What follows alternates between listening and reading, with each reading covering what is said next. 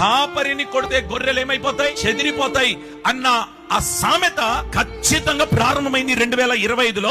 సేవకుల్ని కొట్టబోతున్నాడు.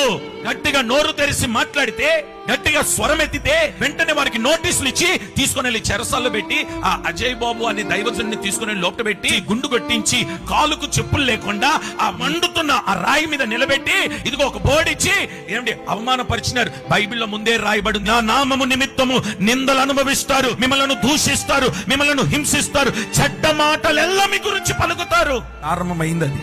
మీరు చదవడం కాదు, మీరు ఇప్పుడు కళ్ళతో చూస్తున్నారు. దైవజనుల్ని హింసించే విధానం, దైవజనుల్ని అవమానపరిచే విధానం.